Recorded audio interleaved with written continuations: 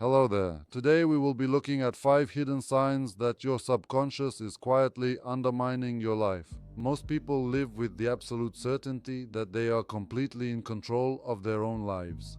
You genuinely believe that you choose for yourself what job to do, who to build relationships with, what to spend your money on, and what to say out loud. But Sigmund Freud proved a harsh truth as far back as a century ago.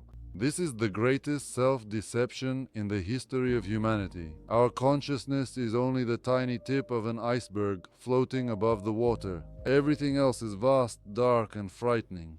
It is the unconscious. It is there, at that immense depth, that your true, shameful desires are kept locked away. Repressed aggression, concealed fears, and childhood psychological traumas. The most frightening thing is that the unconscious does not simply sit there quietly. It controls you every single minute, makes you do genuinely strange things, choose self-destructive partners, and quietly sabotage your own success. You may complain about bad luck, bad karma, or fate, but in reality, you are simply being quietly manipulated by your own subconscious. Today, we will take off those rose-tinted glasses and go through 5 hidden signs that your unconscious is systematically ruining your life right now. And how can this process be stopped? The first reason is the effect of stepping on the same rake over and over again, compulsive repetition.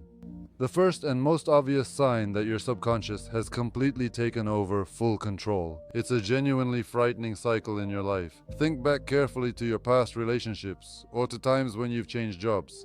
The exact same scenario keeps repeating itself everywhere, right down to even the tiniest details. You leave one selfish, cold partner, solemnly promising yourself that you'll never get involved in codependency again. Yet your very next choice turns out to be an almost exact copy of the previous one.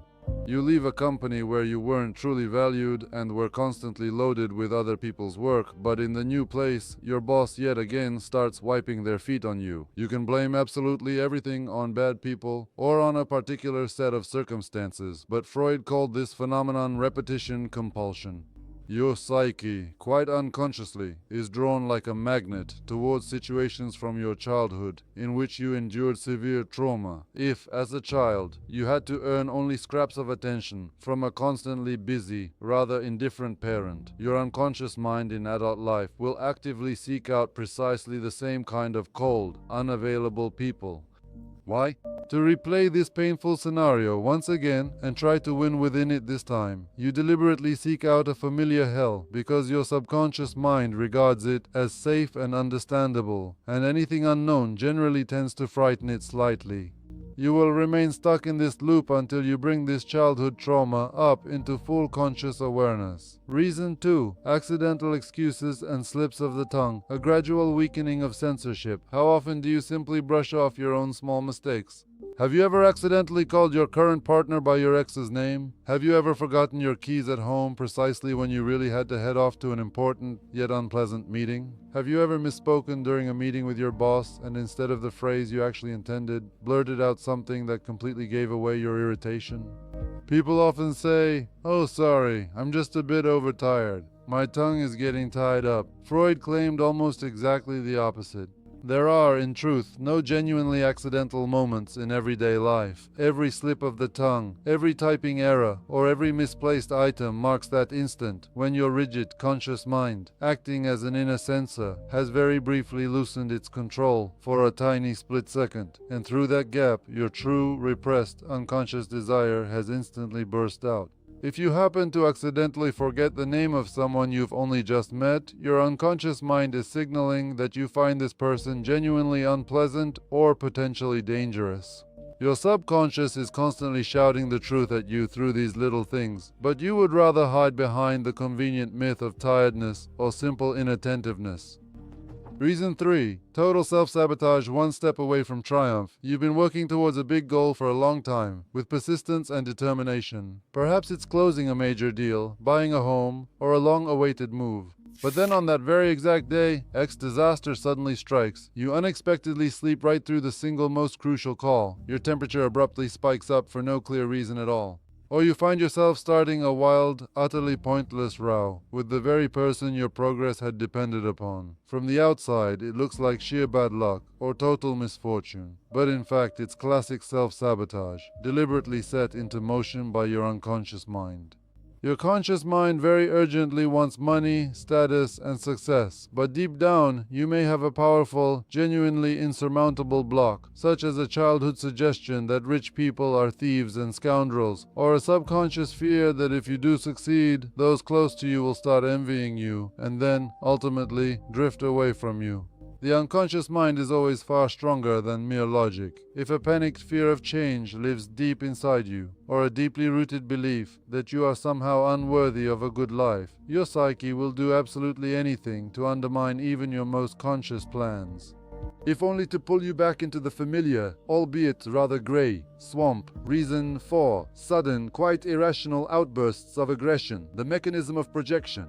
Does it ever happen that some particular person infuriates you so much you're shaking, gritting your teeth, even though they personally haven't done anything bad to you? It could be a work colleague, a blogger on social media, or just a random passenger on the tube. You are irritated by the extremely confident way he speaks, by his plain arrogance, by his clothes, and by his laugh. You spend a genuinely enormous amount of your energy discussing his mistakes, judging him, or mentally struggling with him. Freud explained this by way of the mechanism of projection. Your psyche is simply unable to accept your own shadow sides. If you were trained from childhood to be modest, quiet, accommodating, and not to stand out, then you have locked away within yourself your healthy self-interest, boldness, and ambition. And when you see someone who quite openly, without any sense of shame at all, displays these qualities and seems to take everything they can from life, your unconscious simply explodes with rage. You end up hating in others what, deep down, you desperately want to permit yourself as well, but your superego has placed a very strict ban on it. Your aggression is not other people's fault. It is the cry of your locked-away self. Reason 5. Chronic fatigue or psychosomatics, the price of control.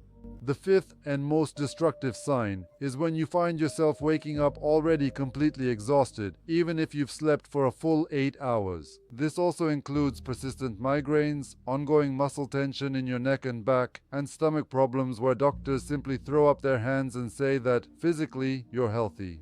It's due to your nervous system. Where does all of your life energy actually go if you haven't been unloading railway wagons? Your psyche expends a colossal, genuinely titanic amount of strength in order to keep down the heavy lid on the boiling cauldron of your unconscious. For years, you have pushed down and suppressed resentment towards your parents, anger at your partner, unfulfilled desires, or even a deep fear of loneliness. You go about your days with a forced smile and pretend that everything is absolutely fine. However, in order to maintain this inner censorship and prevent the truth from rising up to the surface, the brain expends virtually all of its energy resources. The body simply cannot withstand this constant inner war and gradually begins to break down. Psychosomatics is the ultimate warning from your subconscious. If you refuse to listen to your psyche, I will force you to listen to the pain that lives within your body. In conclusion, I can say that the unconscious is not some malicious monster inside you that you need to be afraid of. It is a vast primal force that exists within your personality. But for as long as you continue to refuse to acknowledge that it truly exists, it will quietly and invisibly keep controlling your life, and you will be doomed to continue calling it fate. The only way to stop being a puppet to your own hidden traumas is to start sincerely and carefully analyzing your slips of the tongue, your recurring mistakes, your patterns of self-sabotage, and the tension held in your body. Stop closing your eyes and running away from yourself. Only by looking directly into the abyss of your psyche can you gain true freedom and become the true master of your own life. Thank you for watching, right until the very end. Speak soon.